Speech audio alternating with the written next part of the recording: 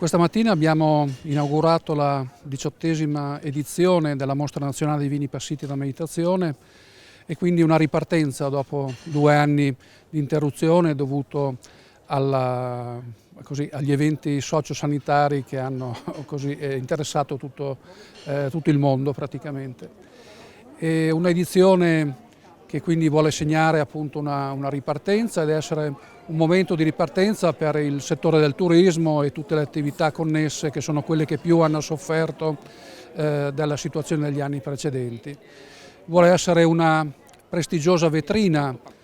di livello nazionale per tutto il territorio, per tutte le attività e i prodotti del nostro territorio. È una manifestazione in cui anche i piccoli produttori possono essere protagonisti, in quanto il vino passito è un vino di grande pregio che si presta quindi proprio per tutte le sue declinazioni in ogni regione, in ogni contesto territoriale, ad essere valorizzato proprio per le sue particolarità. Abbiamo quindi la mostra mercato dei vini passiti da meditazione, dove i produttori vengono direttamente a far conoscere e a vendere il proprio prodotto. Abbiamo poi la mostra mercato dei prodotti tradizionali in collaborazione con Campagna Amica e quindi in modo da dare spazio anche a tutto il territorio della pianura mantovana e dei colli mantovani. Abbiamo poi il banco di assaggio e il punto di degustazione dove oltre 100 etichette inviate da tutta Italia sono disponibili appunto per l'assaggio a cura dei sommelier dell'AIS. Poi abbiamo le degustazioni guidate, invece con l'abbinamento dei vini a prodotti del territorio e non solo, sempre a cura dell'AIS, e quest'anno sarà presente Valentino Tesi, miglior sommelier AIS d'Italia. In questa edizione per rafforzare proprio anche il legame con il territorio, abbiamo avviato una collaborazione anche con il Consorzio Grana Padano, in particolare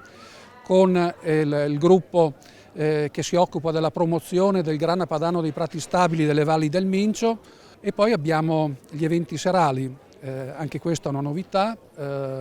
rivolta a un pubblico più giovane, in cui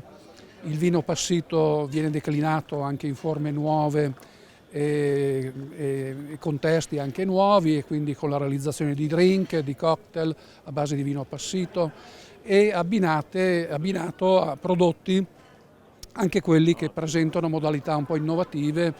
di preparazione e presentazione proprio dei prodotti più tradizionali. Un modo per cercare appunto di avvicinare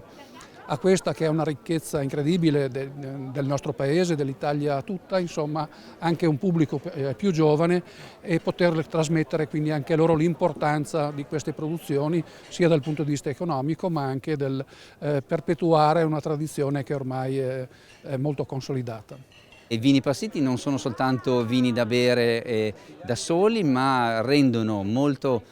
meglio in abbinamento con formaggi arborinati, con dolci, ma anche con qualcosa di più particolare come per esempio il cioccolato. Abbiamo delle degustazioni fatte apposta, incentrate su varie tipologie di cioccolato, non soltanto cioccolato fondente ma anche cioccolato aromatizzato e con anche abbinamento di passiti e vini liquorosi. L'affluenza è ottima anche grazie alla particolarità di Volta Mantovana che ci ha messo a disposizione il Palazzo Gonzaga, che è veramente bellissimo e un'eccellenza della provincia di Mantova.